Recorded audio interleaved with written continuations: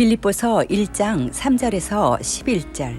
내가 너희를 생각할 때마다 나의 하나님께 감사하며 간구할 때마다 너희 무리를 위하여 기쁨으로 항상 간구함은 너희가 첫날부터 이제까지 복음을 위한 일에 참여하고 있기 때문이라. 너희 안에서 착한 일을 시작하시니가 그리스도 예수의 날까지 이르실 줄을 우리는 확신하노라. 내가 너희 무리를 위하여 이와 같이 생각하는 것이 마땅하니 이는 너희가 내 마음에 있음이며 나의 매임과 복음을 변명함과 확정함에 너희가 다 나와 함께 은혜에 참여한 자가 됨이라. 내가 예수 그리스도의 심장으로 너희 무리를 얼마나 사모하는지 하나님이 내 증인이시니라. 내가 기도하노라.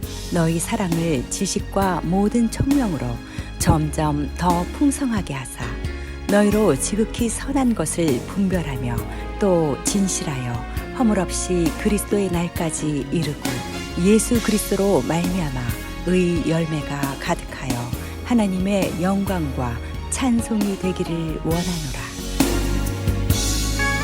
오늘부터는 그 빌립보서를 공부하게 되었습니다. 빌립보서 오늘 본문을 한번 보시겠습니까? 오늘 빌립보서 1장 3절에서 11절 말씀입니다. 1장 3절에서 11절 딱 보니까 막 많은 단어들과 문장들이 지금 막 있는데요. 눈에 잘 들어오시나요?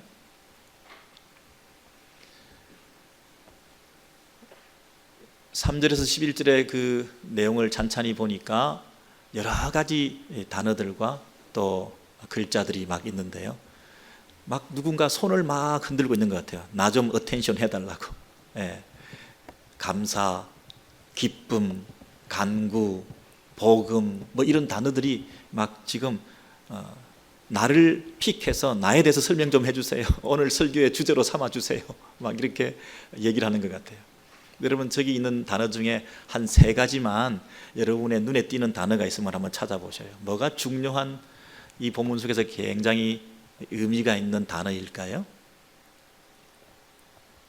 여러분 지금 하나님께서 이 자리에 계신 여러분들을 예배를 드린다고 모였는데 예배 드리는 여러분들 중에 눈에 띄는 3사람을 1, 2, 3등을 뽑아서 야 눈이 초롱초롱하다, 예배 잘 드리고 있다, 마음에 딴 생각하지 않고 있다. 그래서 하나님께서 3사람을 딱 뽑는다면 여러분 중에 누구를 뽑을 수 있을까요? 저예요. 저 좀 뽑아주세요. 그런 하는 심정으로 예배가 여러분이 지금 관객석에 앉아 계시는 게 아니라 여러분이 지금 무대에 올라와 계시는 거잖아요. 예배의 유일한 관객은 청중은 한 분 하나님이시니까 하나님 한 분이 지금 보고 계시는 거예요. 저와 여러분을. 그래서 여러분이 지금 무슨 생각을 하고 있고 어떻게 예배를 드리고 있고 하는 걸 다 아실 텐데요. 그런 면에서 순전하게 잘 예배 드리고 있는 3사람만 뽑아라. 진짜 중요한 분이다. 이렇게 하면 여러분 중에 누가 지금 불려 올라올 수 있을까요? 여러분 오늘 본문 중에 정말 3단어만 한번 뽑아보시면 어떤 단어가 굉장히 중요해 보이시나요? 여러분 제가 그 다음 슬라이드에 제가 제일 중요하게 생각하는 단어를 제가 뽑아놨어요. 보시면요.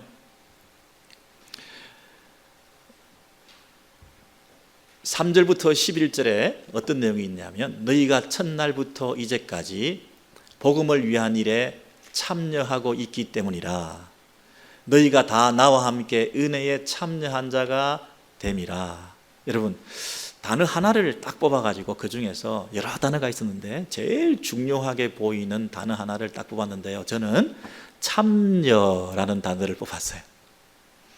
너희가 첫날부터 이제까지. 여러분 첫날부터 이제까지라는 말은 시종일관, 처음부터 지금까지 계속해서 흔들리지 않고 계속해서 이 사도 바울과 이 빌립보 교인들 사이에 이 관계가 계속되어 왔다는 뜻이죠.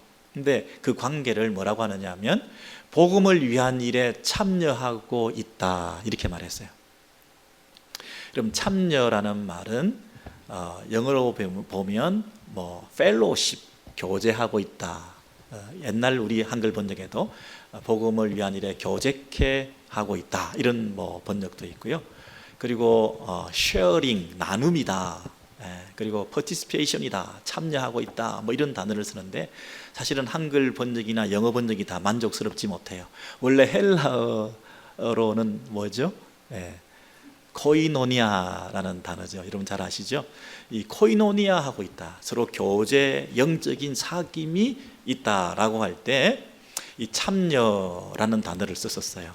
근데 그 단어를 그 다음에 또 쓰면서 너희가 다 나와 함께 은혜에 참여한 자가 됨이라, 은혜에 코이노니아 하고 있다, 이렇게 얘기를 했어요. 여러분, 은혜라는 단어도 막 나를 택해달라고, 나 설명 해달라고 막 이렇게 손을 흔든 단어 중에 하나인데요, 이 은혜는 뜻이 뭔가요? 자격이 없는 자가, 아무런 받을 자격이 없는 자가 받은 하나님의 무한하신 선물을 입었을 때 내가 은혜다, 이렇게 얘기를 하죠. 자격이 있는 사람이 받았으면 은혜가 아니죠. 근데 사도 바울 입장에서는 뭐가 그렇게 은혜겠어요? 내가 참 은혜다, 은혜다, 이렇게 말할 수 있는 게 뭐죠? 진짜 사도 바울은 교회를 핍박했던 사람 아닙니까? 교회를 핍박했던 사람이 교회의 일꾼으로, 지도자로, 사도로 부름받았거든요. 그러니까 사도 바울에게 있어서는 제일 은혜가 뭐예요? 정말 자격이 없는 나에게 주어진 큰 은혜가 뭐예요? 사도직이에요.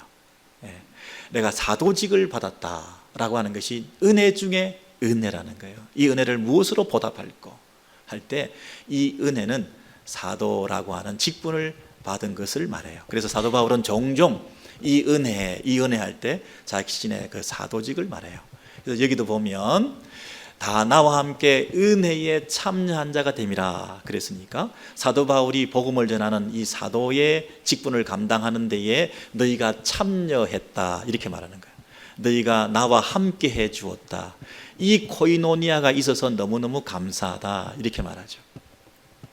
우리는 흔히 성도의 교제, 코이노니아 이렇게 얘기하면 만나서 같이 밥 먹고 뭐 얘기하고 수다 떨다가 또 그냥 헤어지고 뭐 이런 차원에서 우리가 성도의 교제를 나누었다, 이렇게 되기가 쉬운데요, 정말 이 성경에서 코이노니아라고 하는 것은 복음을 위한 일에 함께 했다, 복음을 전하고 복음을 누리고 또 이 복음 때문에 감격하고 이 복음이 바탕이 되어서 나누는 영적 교제, 이게 진정한 코이노니아라고 얘기를 했고, 이 복음을 증거하는 일에, 사도 직분을 감당하는 그 일에 내 마음과 뜻과 물질과 이 정성을 쏟아서 함께하는, 그 참여하는 그것이 진정한 코이노니아다, 이렇게 말을 했어요. 여러분, 만약에 어떤 친구하고 둘 사이가 너무나 좋은데요, 1 플러스 1은 2가 돼가지고 계속 수십 년 우리가 영적 교제를 하고 있다, 우리가 신앙 안에서 동지다, 이러고 있으면 사실은 코이노니아가 아닐지 몰라요. 코이노니아는 복음을 위해서, 복음 안에서 복음을 증거하고 복음을 누리고 하는 그 일에, 그래서 1 플러스 1이 2가 아니라 벌써 100이 되었어야 될 정도로 이 수십 년 시간이 흐르면서 이 신앙이 성장하고 복음으로 무장되고 하나님 나라가 전파되는 그 일에 동력하는 것이 뭐냐? 코이노니아다, 이렇게 말씀드릴 수 있죠. 여러분, 진정한 코이노니아가 우리 안에 지금 일어나고 있습니까? 이 코이노니아가 일어난 것에 너무 감사해서 사도 바울이 4장에 가시면 이 얘기를 또 하거든요. 잘 보셔요. 왜 제가 이 참여라는 단어를 택했는지 이 4장에도 이 얘기가 나와 있어요. 내게 능력 주시는 자 안에서 내가 모든 것을 할 수 있느니라. 그러나 너희가 내 괴로움에 함께 참여하였으니, 여기도 참여 있죠. 내 괴로움에 코이노니아 했다는 것이에요. 근데 지금 사도 바울은 어디서 편지를 쓰고 있나요? 옥중 서신이죠, 빌립보스가. 그래서 감옥 안에서 편지를 쓰고 있습니다. 근데 사도 바울이 내가 모든 것을 할 수 있다, I can do it, 모든 걸 할 수 있다, 굉장히 긍정적이고 적극적인 이런 어떤 표현을 했는데요, 사도 바울이 감옥 안에서 모든 걸 할 수 있는 게 뭐겠어요? 예수 안에서 내게 능력 주시는 자 안에서 내가 모든 것을 할 수 있다, 이 얘기는 뭐냐면 감옥 안에서 잘 참고 모든 어려움에도 견딜 수 있다, 이런 뜻이에요. 내가 너무 감옥 안에 있다고 너희들이 걱정하지 마라, 내가 다 잘할 수 있다, 나 그냥 이곳에서도 잘 유지하고 버티고 또 믿음으로 다 은혜로 살고 있다, 복음 안에서 감옥 안에 있지만 차가운 감옥 바닥에서도 내가 하나님과 관계가 끊어지지 않고 또 이곳에서도 복음이 전해지는 그 일에 내가 쓰임 받고 있다, 내가 잘 감당하고 있다, 너무 걱정하지 마라. 그러나 너희가 이 내 괴로움에 함께 참여하였으니, 그 말은 뭡니까? 물질을 보내고 기도를 통해서 동력해주고, 내가 잘할 수 있다, 나는 잘 감당할 수 있다, 내가 못할 게 뭐 있겠냐, 예수 안에서 내가 이 감옥 생활도 잘 감당해낼 수 있다. 그렇지만 너희가 보내준 그 물질이 도움이 됐다, 내 괴로움에 참여하였으니, 이게 진정한 코이노니아라는 거예요. 잘하였도다 빌립보 사람들아, 너희도 알거니와 내가 마게도냐를 떠날 때에 주고받는 내 일에, 이 영적인 주고받는 교제가요, 너희 외에 아무도 없었느니라. 데살로니가 있을 때에도 너희가 한 번뿐 아니라 두 번이나 나의 쓸 것을 보내었도다. 나에게 쓸 것을 보내었도다 하는 이 헌금을 통해서 나의 괴로움에 참여하였고, 내 일에 참여하여 복음을 전하는 그 일에 너희가 진정한 코이노니아가 있었다, 이렇게 말을 하는 거죠. 내가 잘 감당할 수 있고 견딜 수 있고 모든 것을 다 할 수 있고 어떤 물질적인 도움이 없어도 하나님 나를 지탱해 주시긴 하지만, 그러나 때로는 너희가 보내준 그 예물과 헌물을 통해서 그 속에 담겨있는 하나님의 손길을 느끼면서, 야, 이게 코이노니아구나, 나를 버리지 않았구나 하나님께서, 이렇게 성령 안에서 연결시켜 주셔서 하나님의 손길과 따스한 체온을 느끼면서 내가 다시 일어날 수 있는 이 영적인 사귐이라는 게 이런 거구나, 너무 감사하다. 돈이 문제가 아니라 정말 하나님께서 일하시고 있다고 하는 것을, 너희를 통해서 다른 교회는 다 바쁘고 서바이벌하기 바빠가지고 자기들의 필요 때문에 먼저 그 일에 쓰느라고 정신이 없는데, 너희가 사실 사정이 좋은 것도 아닌데 가장 열악한 교회 중에 하나인 빌립보 교회가 그럼에도 불구하고 나와의 이 관계를 생각해서 나를 위해서 그 쪼개고 쪼갠 예물을 또 보내어서 나에게 힘이 되었으니, 야, 정말 위로가 된다, 그렇게 얘기를 하는 거죠. 그래서 여기도 참여라는 단어가 두 번이나 나왔고요, 여기서 참여는 헌금, 그것을 코이노니아라, 이렇게 말을 하는 것이죠. 자, 이런 배경을 가지고 우리 다시 돌아가서 보시면요, 빌립보서 1장 5절에서부터 11절에 너희가 첫날부터 이제까지 복음을 위한 일에 참여하고 있기 때문이라. 여러분, 참여라는 단어가 막 손을 막 흔들고 있죠. attention, 나를 주목해 주세요. 여기서 참여라는 단어가 어떤 뜻인지 잘 생각해 봐 주세요.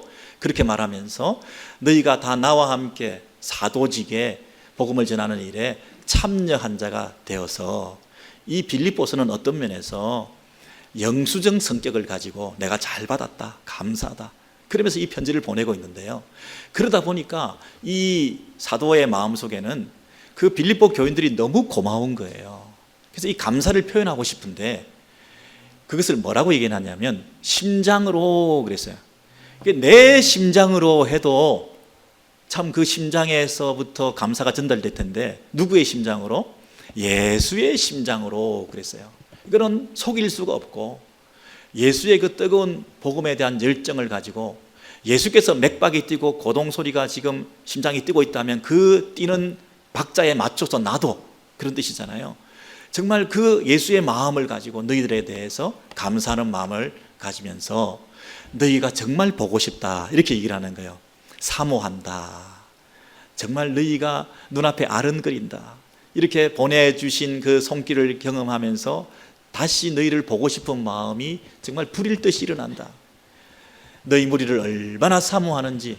근데 증인을 내세우고 싶은데요, 사람도 증인으로 내세울 수 있겠지만 감히 하나님을 내 증인으로 내세우는 거예요. 거짓말 아니다, 진짜다. 정말 영적인 코이노니아가 일어나고 난 다음에 너희와 우리 사이의 그 연결고리를 성령께서 이어주셨고, 또 내 마음을 토해내다시피 너희를 향해서 감사를 표현하고 싶은데 진짜 이 마음을 좀 받아다오. 내 이 마음이 진심인 것은 하나님이 아신다, 이렇게 말씀하시죠. 우리가 함부로 하나님께 맹세하고 하나님은 아실 거야, 뭐 하나님이 다 보고 계셔, 뭐 이렇게 막 하나님을 끌어대면서 자기 합리화를 하고 자기 정당화를 할 때 이 하나님의 이름을 오용 남용할 때도 있는데요, 정말 이 사도 바울은 전심으로 이거 하나님이 내 증인이시다 하고 순전한 마음을 가지고 그 빌립보 교회를 향한 자기의 그 사랑을 표현하고 있어요. 자, 그런데 지금 감옥 안에 있기 때문에 보고 싶어도 보지 못하잖아요. 사모해도 갈 수가 없잖아요. 그러니까 이 사모하는 뜨거운 마음, 이 속에서 막 안에서 예수의 심장으로 하나님이 다하시는 이 내 전심의 이 순전한 이 마음을 어떻게 표현할 수 있겠어요? 갈 수가 없고 볼 수가 없으니 어떻게 해야 돼요? 내가 기도하노라 그랬죠. 사모하노라. 그런데 볼 수가 없고 갈 수가 없어요. 그럼 내가 할 수 있는 건 뭐죠? 기도하노라. 내가 너희를 위해서 기도하노라. 기도가 이 장소와 시간을 초월하는 전능하신 하나님의 능력을 우리가 의지하는 거잖아요. 우리가 연약하고 미력해 보이지만 가장 강력한 수단이 기도하는 거잖아요. 이게 더딘 것 같지만, 직접 가는 것보다 더딘 것 같지만 사실은 가장 빠른 길이잖아요. 이게 가장 미련한 짓을 하고 있는 것 같지만 사실은 가장 지혜로운 방법이잖아요. 기도가 그 영혼들을 살리고 내가 전심으로 원하는 내 마음을 표현할 수 있는 바른 확실한 방법이 기도잖아요. 여러분, 이 중보의 기도가 우리 안에 좀 회복되었으면 좋겠어요. 우리가 서로를 위해서 기도한다 이런 말을 많이 하는데요, 정말 뜨거운 마음, 사모하는 마음, 우리 자녀들을 생각할 때요, 불타는 마음, 이 애미의 심정, 애비의 심정, 이런 것들을 정말 마음은 있는데 어떡하라고요? 마음은 있는데 못하겠어, 마음은 있는데 할 수가 없어, 이러면서 발만 동동 굴리고 있나요? 내가 기도하노라. 그 기도에 쏟아 부으라는 거예요. 그 기도에 내 마음을 토해 놓으라는 거예요. 여러분, 이 내가 사모하노라와 그 내가 기도하노라 사이에 간격이 없어요. 내가 사모하는데 이 마음 어떻게 할 수가 없는데 당장 내가 기도하는 것으로 쏟아붓고 있잖아요. 그것만이 바른 길이고 옳은 길이고 확실한 길이기 때문에. 저와 여러분이 기도가 많이 부족한 사람들인데요, 우리 오렌지힐 교회가 정말 이 가을을 맞이해서 이 중보 기도 운동이 일어나고 정말 이 마음에 있는 뜨거운 것들을 하나님 앞에 토해 놓는 그런 기도의 사람들로 다시 한번 세워질 수 있도록, 여러분 정말 그런 마음을 가지시고 결단하셨으면 다 같이 큰 소리로 아멘 하십시다. 아멘. 정말 기도의 사람이 되겠습니다. 정말 시간을 쪼개서 기도하겠습니다. 여러분, 기도의 시간을 여러분이 억지로 정하셔야 돼요. 그냥 놔두면 여러분 절대 기도 안 해요. 여러분, 교회에서 억지로 기도회 금요일, 토요일 이렇게 정해놓으면 그 시간에 맞추셔서 억지로 내 삶의 스케줄을 조정하셔야 돼요. 그렇게라도 기도하셔야 돼요.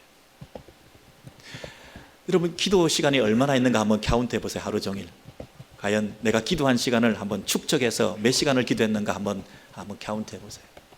식사할 때 3번 간신히 했나요? 어떤 경우는요, 식당에 여러분 가실 때 차를 식당 근처에 막 파킹하려고 그러지 마시고 멀리 이 차를 대놓고요, 걸어오시면서 기도 한번 해보셔요. 식사하고 가시면서 또 차를 찾으면서 기도해 보셔요. 그렇게라도 억지로 기도하는 시간을 만들지 않으면 내가 기도 안 하거든요. 여러분 꼭 그렇게 해보셔요. 기도의 사람이 되는 것이 하나님께서 얼마나 기뻐하시겠어요. 그게 사는 길인데요, 근데 문제는 기도하는 것도 중요하지만 무엇을 기도하는가도 더 중요해요.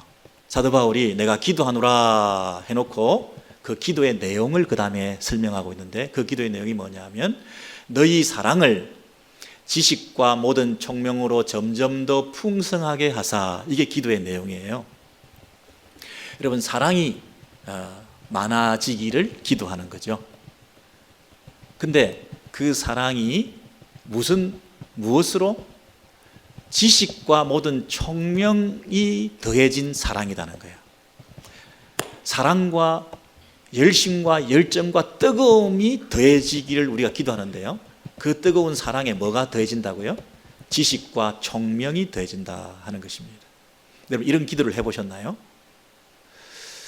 사도 바울이 굉장히 열정이 있었습니다. 하나님을 뜨겁게 사랑했던 사람입니다. 그런데 뭐가 없기 때문에? 지식이 없었기 때문에. 그리스도에 대한 지식이 없었으니까 맹목적으로 하나님을 사랑하다 보니까 어떻게 했나요? 하나님을 대적하는 꼴을 자행했지 않습니까? 교회를 핍박했거든요. 너무나도 처절하게 자신의 실수를 자인하면서 이 지식이 없는 사랑은 큰일 나겠다. 인생을 낭비하고, 제자리 그림하는 정도가 아니라 인생을 퇴보시키고 하나님 나라를 가로막는 결과를 초래했으니 이거 정말 잘못했구나. 진짜 이 문제를 해결하기 위한 방법이 하나 있는데, 모든 지식과 총명을 가진 사랑이 더 뜨거워지기를 원한다. 여러분, 사랑만 있으면 지식이 없으면 큰일 나잖아요. 근데 지식만 있으면 메마른 지성주의에 빠져서 사랑이 뜨겁지 않으면 이건 역사가 일어나지 않거든요. 정말 뜨거운 사랑과 이 참된 지식을 갖추고 바른 하나님의 뜻을 따라 뜨겁게 사랑하고 열정을 가지고 하나님을 섬기는 이 일을 우리가 해야 되겠는데, 자칫 잘못하면 우리가 인생을 낭비하면서 엉뚱한 짓을 하고 하나님 사랑했다고 얘기할 수 있거든요. 여러분, 저와 여러분의 자녀들이 앞으로 어떻게 살기를 원하시나요? 그냥 뜨거운 열정에 사로잡혀서 사도 바울처럼 교회를 핍박하면서 나는 하나님 사랑했다라고 하면서 그렇게 인생을 살기를 원하시나요? 자칫 잘못하면 큰일 날 짓을 하는 거죠. 근데 그것을 바꿀 수 있는 유일한 길이 뭐라고요? 기도라는 거예요. 지식을 갖춘 사랑이 더 커지도록. 여러분, 이런 기도를 하셔야 되지 않겠어요? 잘못하면 우리 인생이 엉뚱한 방향으로 갈 수 있는데, 그것을 막을 수 있는 것은 우리의 기도라는 거예요. 기도의 내용이 이렇게 중요하다는 거죠. 그래서 여러분, 지식만 가진 것이 아니라 지혜로운 사람이 되고, 뜨거운 사랑만 있는 것이 아니라 이 사랑에 분별력이 더해져서 이제 무엇이 가장 옳은 것인가. 그 다음 기도 내용을 보세요. 너희로 지극히 선한 것을 분별하며, 그랬어요. 지식만 가진 사람이 아니라 지혜를 가진 사람이 되어서, 정보만 가진 사람이 아니라 식별할 수 있는 능력을 갖추게 되어서, 그래서 무엇가 가장 중요한 건지, 지극히 가장 선한 것이 뭔지, 어디에 인생을 투자해야 되는지, what is best, 뭐가 가장 최선의 길인지, 어떻게 사는 것이 최선의 삶인지, 그것에 선택하고 집중해서 우리가 살아갈 수 있도록, 그래서 주님 다시 오시는 그날까지 우리가 그 목표를 향하여 나아가고, 그래서 우리의 삶이 하나님께 영광과 찬송이 되는 그런 삶을 살게 되기를 원한다. 이것이 기도 제목이라는 거예요. 다시 여러분, 사랑이 뜨거워야 되는데 지식이 있어야 된다고 얘기를 했고, 그 다음에 뭐가 따라와요? 분별력을 가지게 되어서 우리가 붙들 게 뭐라고요? 뭐가 제일 중요한지, 뭘 우선순위로 하고 살아야 되는지. 여러분, 저와 여러분의 자녀들이 뭐가 제일 중요한지를 깨달아질 수 있도록 기도하시기를 바랍니다. 그 인생 가운데 무엇을 추구하고 가장 우선시하면서 그 삶을, 생업을, 인생을, 물질을, 시간을, 그 자녀들을 투자하고 하나님 앞에 헌신해야 될지에 대해서 깨닫게 되도록 한번 기도해 보십시오. 지극히 선한 일이 뭔지. 사도 바울이요, 여러 가지 자랑거리들이 많았어요. 여러 가지 자기가 가지고 있는 배경과 또 내세울 거리들이 많았어요. 그런 것들을 추구하고 살 수도 있었는데요, 사도 바울이 지금 이렇게 얘기하는 것은 그 중에 지극히 선한 것이 뭔가, 가장 중요한 게 뭔지를 알게 되어서 그 기도에 쏟아부으면서 너희들도 나와 같은 실수를 되풀이하지 말고 가장 중요한 것을 추구하며 사는 인생이 되기를 원한다, 이렇게 말하거든요.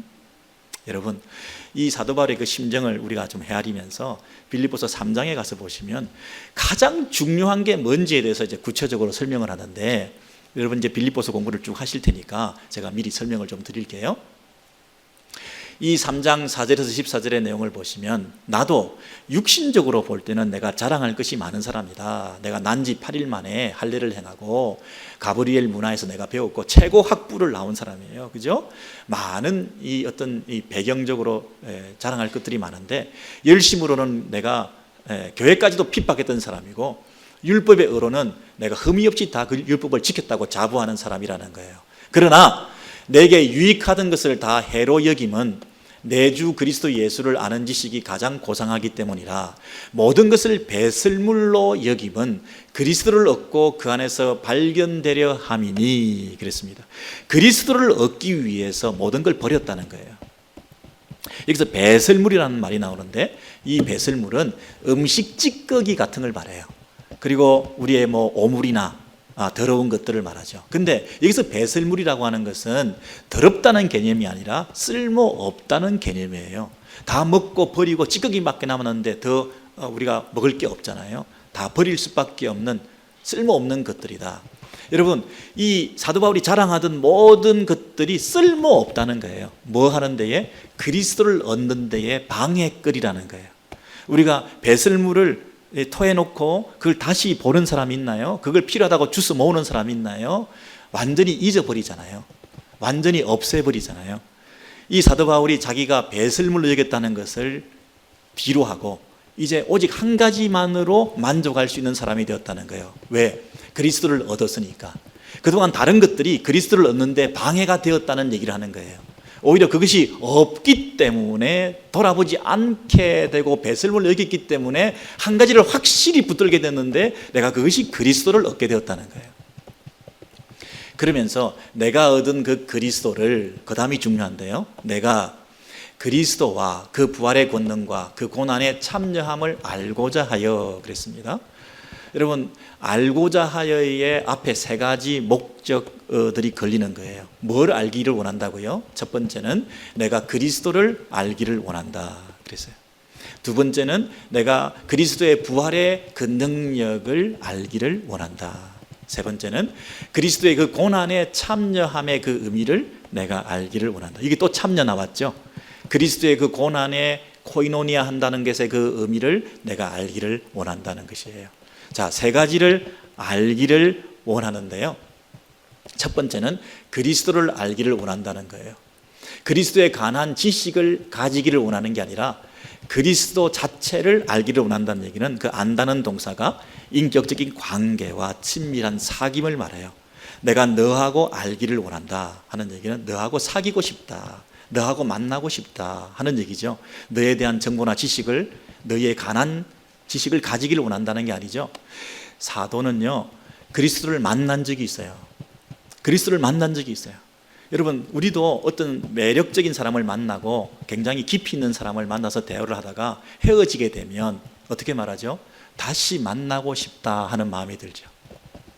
누가 소개를 해줬으면 그 사람을 통해서 그 사람 다시 한번 만나게 해달라고 얘기하죠. 그래서 그 사람하고 다시 만나서 더 얘기하고 싶고, 그 사람을 배우고 싶고, 그 사람을 알아가고 싶고, 그 사람과 친밀한 교제를 가지고 싶고, 그리고 그 사람과 함께 있고 싶고, 그 사람을 닮아가기를 원하고, 그 사람과 교제하고 그 사람을 닮아가기를 원하고, 그 사람과 영원히 함께 있고 싶은 마음이 들 정도로 매력적인 사람에 대해서도 우리가 그런 마음을 가지는데, 사도가 그리스도를 만난 적이 있는 거예요. 다메섹 독상에서 부활하신 예수 그리스도를 맛본 적이 있는 거예요. 그리스도를 만났어요. 그린 사도의 마음속에는 뭐가 있어요? 다시 만나고 싶다는 거예요. 그 그리스도와 함께 있고 싶다는 거예요. 부활하신 그리스도의 그 부활에 나도 동참하기를 원한다는 거예요. 그분과 영원히 내가 함께 살고 싶다는 거예요. 알기를 원한다는 것은 함께 있고 싶다는 거예요. 내가 그리스도를 알기를 원하고, 그리스도의 그 부활의 권능을 알기를 원하고, 나도 그 부활의 권능에 참여하기 위해서 이 땅에서 그 고난 가운데에 내가 거하지만, 그러나 그 고난 속에서 그리스도가 걸어가신 그 길의 의미를 알고 궁극적으로 내가 다시 살아나는 그 부활에 동참하기를 내가 원한다는 거예요. 그리스도를 알게 되니까 그리스도와 함께 살고 싶은데, 그리스도를 알게 되니까 그리스도가 간 그 길을 닮아가기를 원하는데, 그리스도가 이 땅에서 고난 당하셨다고 하니까 나도 그 그리스도가 당한 고난에 참여해 보기를 원한다는 거예요. 그리고 고난 가운데, 죽음 가운데 다시 일어나신 부활하신 그분의 그 부활에 나도 동참해 보기를 원한다는 거예요. 나는 그리스도를 알기를 원한다. 나는 그리스도를 알기를 원한다. 나는 그리스도를 알기를 원한다. 이게 내 소원이 된 거예요. 사도의 마음속에 불타는 마음이 생겼어요. 나는 그리스도 그분과 다시 만나고 싶다. 그분과 늘 함께 살고 싶다. 영원히 그분과 함께 살고 싶다. 이게 사도의 뜨거운 마음이었어요. 그 마음을 가지다 보니까 그 다음에 어떤 고백을 하냐면, 내가 예수께 잡힌 바 된 그것을 잡으려고 달려가노라. 그 말이 이해가 되시죠, 여러분? 사도 바울이 잡혔다는 거예요. 그리스도께 잡힌 바 된 그것을 잡으려고 달려간다는 말이 뭐죠? 사도 바울은요, 잡힐 사람이 아니에요. 얼마나 힘이 좋고 자기 의가 강하고 또 자아가 세고 자신감이 만만했던지 자기가 원하는 대로 계획하고 자기가 원하는 대로 설계하면서 인생을 막 마음껏 다녔던 사람이에요. 전국 방방곡곡을 방방거리면서 막 뛰어다녔던 사람이에요. 자기 마음대로. 예? 근데 이 사람이 잡힐 사람이 아니에요. 근데 잡혔다는 거예요. 저와 여러분이 어떻습니까? 잡힐 분들이 아니죠. 내가 누군데 나를 잡아. 나는 내 방식대로 살 거야. 내가 살아왔던 방식으로 살아왔고 앞으로도 그렇게 살 거야. 누가 나를 잡아? 감히. 나는 내 삶의 스타일이 있고 내가 고집하는 게 있고 내 마음에 원하는 대로 살아가는 거지. 내 인생 내가 사는 거지 누가 나를 잡겠어요. 근데 여러분이 잡히셨잖아요.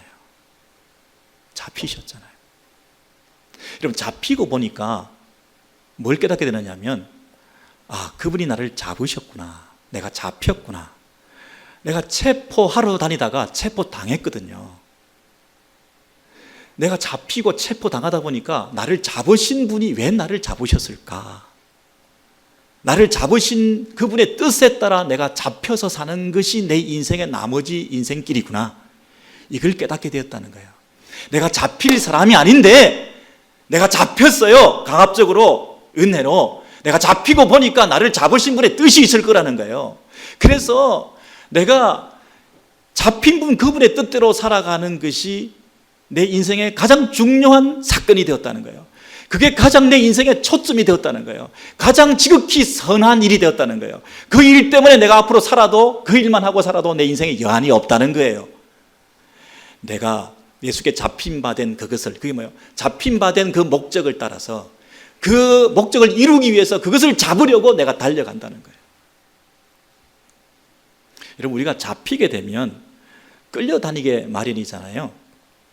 여러분, 노예 생활을 능동적으로 하시는 분 보셨어요? 수동적으로 하게 되지.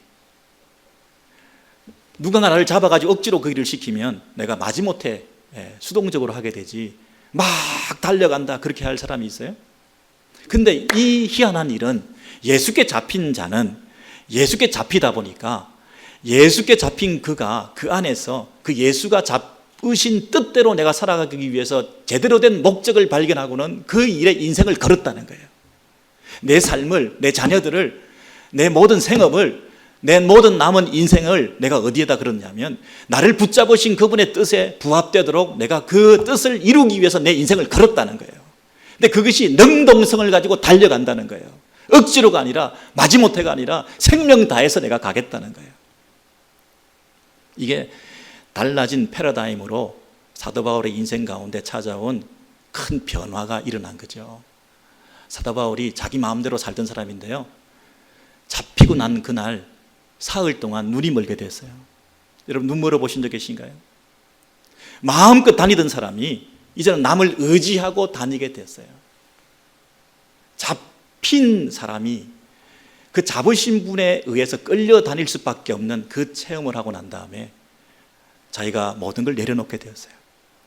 어둠 속에서 무능력을 고백하고 내가 할 수 있는 것이 아무것도 없다는 그 자각 속에서 나를 잡으신 그분께 나를 맡기며 사는 것이 내 인생의 가장 중요한 길이라는 사실을 깨닫고 그분을 만나고 그분을 의지하고 살아가는 삶으로 인생이 바뀌게 되어서 나를 잡으신 그분의 뜻대로 내 인생을 맡기고 헌신하겠다고 새로운 인생을 출발하게 됐던 거죠. 그래서 이 사도 바울의 인생은 그때부터 달라지게 되었어요. 그러면서 뭐라고 얘기를 하느냐면 아직 내가 잡은 줄로 여기지 않고, 그게 밑줄을 쳐보세요. 아직 내가 잡은 줄로 여기지 않고 열심히 달려갔는데요, 최선을 다해서 그가 헌신하고 사도의 역할을 감당하고 교회를 개척하고 전도 여행을 여러 군데 다니고 그리고 세인트 폴이라고 불릴 수 있을 정도로 성스럽게 거룩하게 성화된 삶을 살아갔는데요, 그럼에도 불구하고 그가 뭐라고 그랬습니까? 오라, 나는 공고한 자라. 내 안에서 이 죄 문제를 내가 해결할 수가 없다. 내가 날마다 내가 죽노라. 여러분, 이렇게 이 사도 바울이 자신의 연약성과 부족성을 고백하면서 내가 잡은 줄로 여기지 않고 내가 불만족스럽다는 거예요. 내가 완성되지 않았다는 거예요. 내가 내 모습을 들여다볼 때 너무나 주님을 닮아가지 않고 있다는 거예요. 주님이 원하시는 데에 이르기에는 턱없이 부족하다는 거예요. 주께서 나를 사로잡으신 그 의도대로 살기에는 너무나 내가 헌신하지 못했다는 거예요. 내가 갈 길이 아직 많이 남았는데 남아있는 그 인생의 마지막 한 방울까지 다 쏟아내면서 그분을 위해서 살아내어도 그 갚을 수 없는, 그분의 뜻을 이룰 수 없는 이 부족함이 내 안에 느껴진다는 거예요. 나는 아직도 이루지 못했다. 나는 예수 닮으려면 한참 멀었다는 거예요.